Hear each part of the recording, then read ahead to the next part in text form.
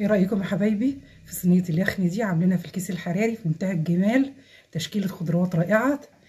جربوها. يلا بينا نطبقها ونشوف هنعملها ازاي. دلوقتي هنبدا نطبقها. انا دلوقتي جايبه 3 وراك بعددنا. ممكن انت تعملي فرخه كامله تكون كبيره وتقطعيها على 8 او تفرديها زي الفراشه كده، ليكي حريه الاختيار. هتجيبي انا طبعا غسلتهم وشلت الحاجات اللي تعمل زفاره، اللي هي التجمعات الدمويه اللي هنا، اي دهون الكلام من ده، وغسلتها وميه وملح وزي الفل. هاجي هنا اقلب كده واجي هنا عند العظمه دي اكسرها كده زي ما انت شايفه، وبعد كده بالمقص واجي جنب العظمه بتاعه الدبوسه كده وافتح واروح جايه كده دايسه زي ما انت شايفه كده، مطلعه العظمه دي ملهاش لازمه. واجي هنا بقى بالنسبه للسطح كده واعمل تشريحات كده بسيطه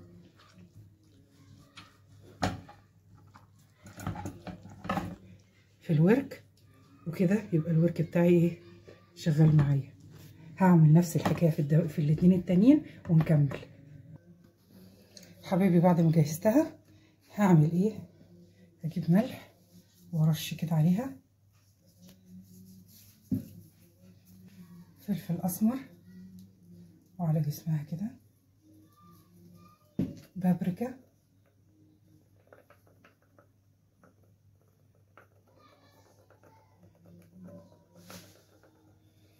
واروح قلبها الناحيه التانية نفس الحكايه، ملح وفلفل وبابريكا، مش اكتر من كده.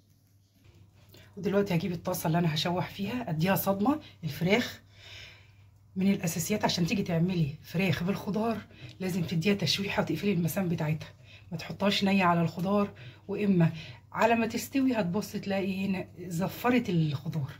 فمن الاساسيات الطيور اللي بنقول عليها الزفر تديها تشويحه وتقفلي المسام بتاعتها. هحط طبعا معلقه زبده كبيره كده وهضيف عليها عشان ما تتحرقش في التحمير بتاع معلقتين زيت كبار، واسيبها تسيح وتسخن الطاسه كويس، وبعد كده انزل فيها الفراخ. يا حبايبي هي ساحت كويس وسخنت الطاسه، هبتدي انزل الوراك بتاعتي زي ما قلت لكم. ممكن بفرخه كامله وتقطعيها على 8، او الفرخه سليمه وتعمليها زي فراشه كده تفتحيها من الظهر، او دبابيس، ليكي حريه الاختيار. بسم الله. هشوح فيها واديها صدمه كده واخليها تحمر، وبعد كده اوريها لكم. ودلوقتي حبايبي بصلايه كبيره قطعتها جوليان، هجيب الفلفل هقطعه محمل يعني مش هعمله رفيع، يبقى بالشكل ده علشان هتتحط في الكيس الحراري وهتاخد وقت في الفرن بتاع ساعه، ما تتهريش الحاجه.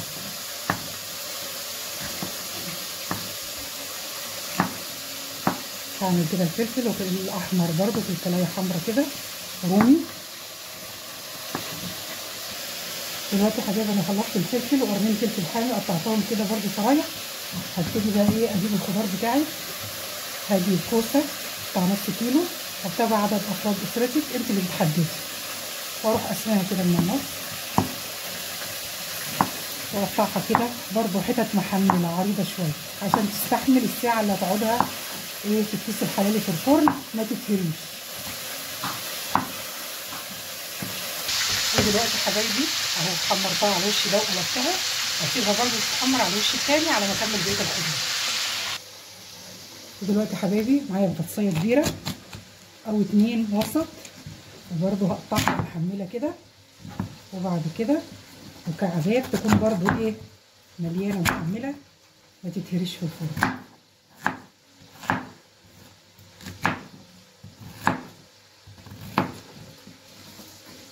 اخلص وبعدين نطبقها جوه الكيس الحراري. ودلوقتي حبايبي جبت الكيس الحراري بتاعي، ده كيس كبير مقاس كبير يعني ياخد الكميه بتاعتي. هحط فيه شويه دقيق واعمل كده واقلبهم يمين وشمال كده، ابدر الكيس من جوه، وبعد كده الزيادات انا فاضيه ارميها افتحها كده كويس هبتدي بقى هنا اشيل الكيس ده دلوقتي. هجيب الخضار بتاعي، الكوسه والبطاطس،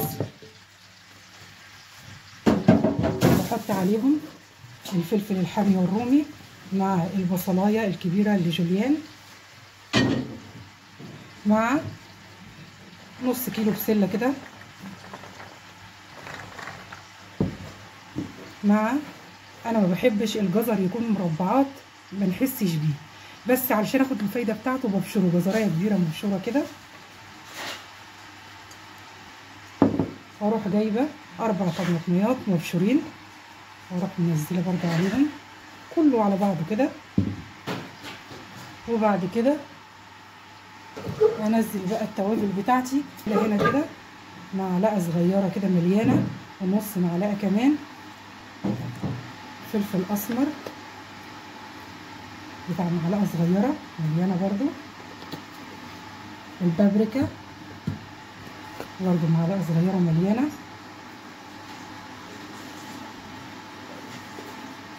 جنزبيل بتاع نص معلقه، نص معلقه كده جنزبيل بودر.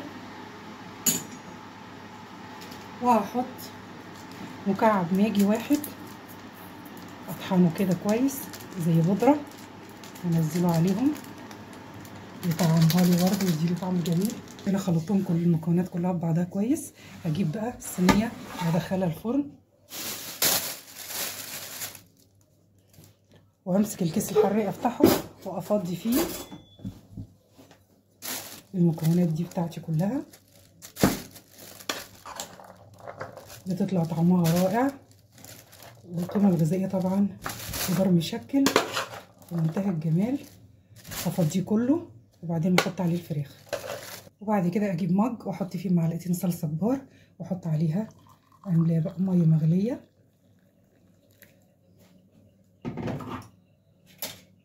وبعد كده ادوب الصلصه كده كويس. وبعدين اجيب الخلطه بتاعتي دي كلها واروح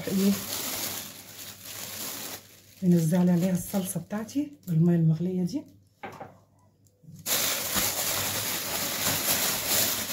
اخلطها كده كويس. طبعا الخضار هينزل ميته كمان وهيساعد على السوا. بعد كده اجيب الفراخ واروح ارصاها فوق بعد ما اديتها التشويحه بتاعتي في الزبده والزيت، ارصها على الخضار كده. وفي النهايه بجيب معلقه زبده كده كبيره واحطها كده في النص، هي هتسيح وتخش من ضمن المكونات. حته كمان كده،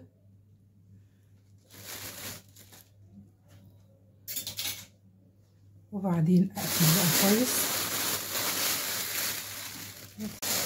اطلع اي هواء ولفه كده الكيس بتاعي.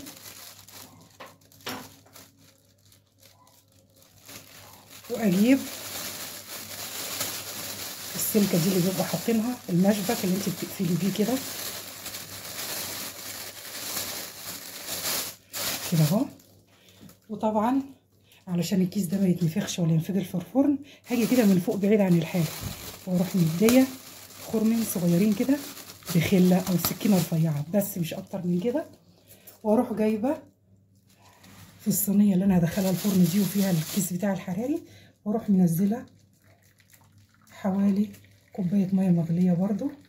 ليه؟ بديها حمايه علشان الكيس مع الحراره الشديده بتاعه الفرن ما يلزقش ولا ينشفش في قلب الصينيه.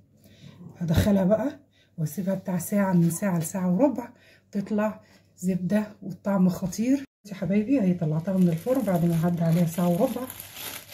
ابتدي بقى افتح كده بالراحه، لان ده يعمل زي الحله اللي بريحه الضغط. حاسبين من الدخانه عشان ما تلسعيش نفسك. بسم الله.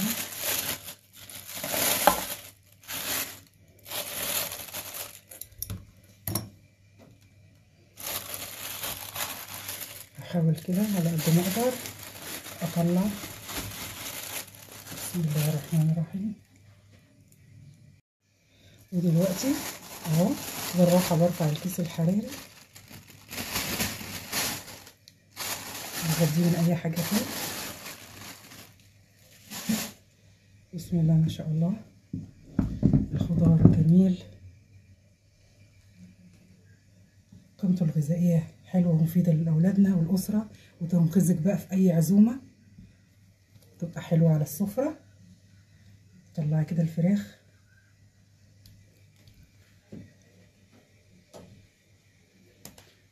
تعالي بقى دلوقتي نشوف نختبر الفراخ بتاعتنا اهو.